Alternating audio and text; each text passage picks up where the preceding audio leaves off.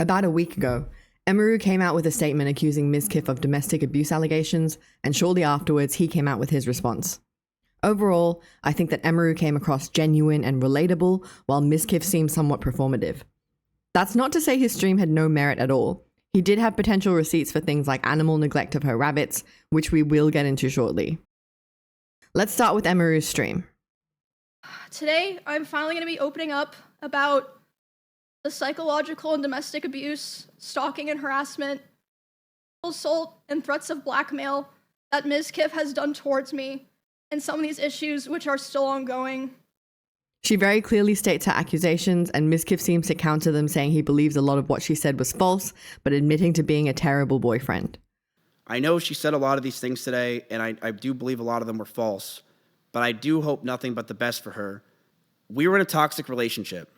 I saw that. I've realized over the years of 2 relationships now online that I'm a horrible boyfriend and I have a lot to work on for myself. He does seem to glaze over some topics while taking responsibility for a lesser admittance, not fully acknowledging the harm that was done.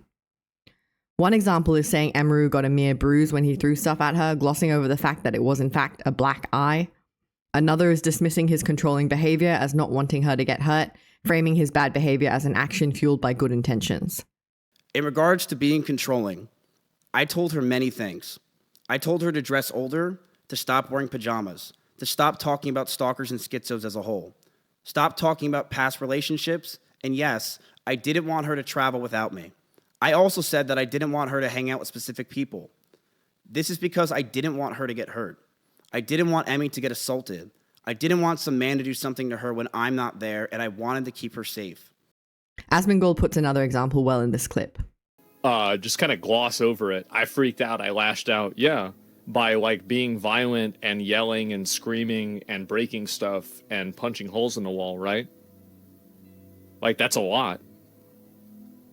One point that Mizkif made that he provided some receipts for was that Emiru may have neglected her rabbits.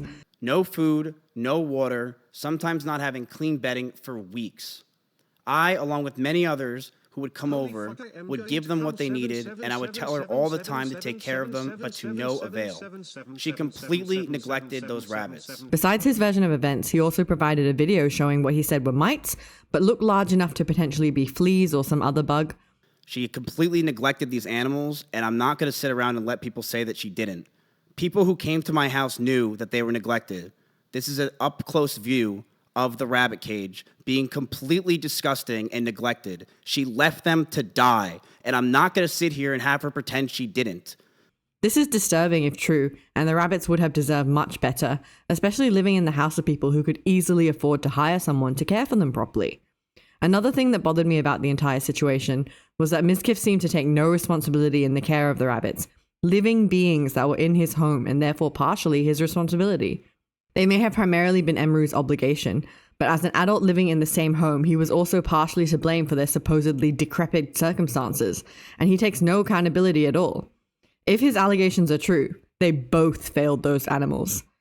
It's been pointed out that we can't know for certain that Emiru's rabbits were living in that filth. There were no rabbits in the video, and one of her friends came out on Twitter and said that it was an abandoned cage that she left there when she moved out hurriedly.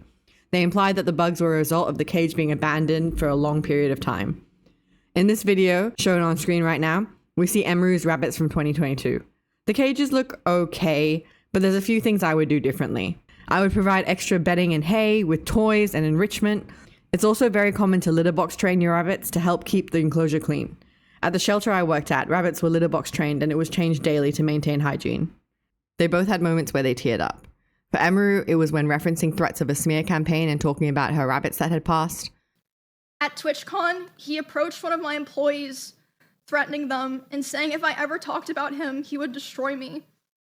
Multiple people have told me that his plan was to claim that I kill animals and that I killed my own rabbits, since I had several of my rabbits pass away over the course of 3 years while I lived with him. For all intents and purposes, it looks like a genuine moment where emotion broke through her resilient facade. When Mizkif's voice breaks, he's talking about his own shortcomings in the relationship, and to me it reads as a false attempt at portraying deep emotions that came across as hollow and self-serving. I know I was controlling and I should have just ended the fucking relationship, but I was so confused as a person. And I'm sorry I did it. I'm sorry things got to this fucking point, man. The last 9 months of this relationship, things got extremely fucking toxic. Emiru stated that Mizkif threw water bottles and his phone at her, once giving her a black eye, but he denied the allegation, saying he just threw it near her. And when that's the whole thing. I didn't throw it at her. I want to make that very clear. I never threw it at her. I never hit her. And she even said in her situation that she bruises easily. She brushed over that I threw water bottles with her on my phone near her, but that wasn't during our fights. It would be throwing my phone on my bed when I brushed my teeth. She did tell me she got bruises from it, and I stopped. That's all that happened. That's it. We can't know for sure who's telling the truth in this situation, but it is suspicious to me that her bruising easily would be relevant if he never hit her with anything. He also said she threw plushies and clothes at him in anger, and as toxic as the situation sounds all round, I would personally rather have a plushie thrown at me than someone's phone. I'm ashamed that the situations got so bad, but Emmy was also violent. She would throw clothes or plushies at me, and I punched holes in the walls or slammed doors in aggression. Here's a resurfaced video of Mizkif getting annoyed at his ex Maya and retaliating by throwing some bags at her. That's what that was. 2 Starbucks bags of Starbucks I got you over the past few days. Oh my god. Mizkif, that was Throw not it back. funny. Throw it Yeah, back. there better be. Emiru also details his emotional manipulation during a Rust event. And then I check my Discord messages, and he's messaging me. He's saying, like, Emmy, I'm gonna kill myself. I'm gonna KMS. I waited so long for this, etc. Basically, he was upset because I had higher viewership than him. That's literally it. I had higher viewership than him. He slammed the front door so hard and so many times as a result of this that it broke the lock, just because she had more viewers than him. Here's a clip of that event happening. What does unofficial Mizraid mean? Guys, Oh, he did? Listen, why are we all acting like we haven't murdered? Like we haven't pillaged? Like we haven't had to do what we had to do to make it here where she had a one-hit advantage. She was coming after me. I had to attack back. What the fuck is this? What are you? Was that a test? You said Well, I have some cloth in my house. Let me check my body real quick. Did anyone loot me? Yeah. Go to the restroom real quick. I'll be right There you back. go. Yeah, she's trapped now. Bonnie, look what I did. Sick, okay, sick, okay. I'm stuck in here. Okay, sick. I'm gonna make some steps. Hello, sorry. It's like 20 minutes. Oh. Hello. He details his envy over others' viewership. I've been massively obsessed with streaming and viewership over the years, and it's disgusting and it has ruined my fucking life. It is something that I am envious of others.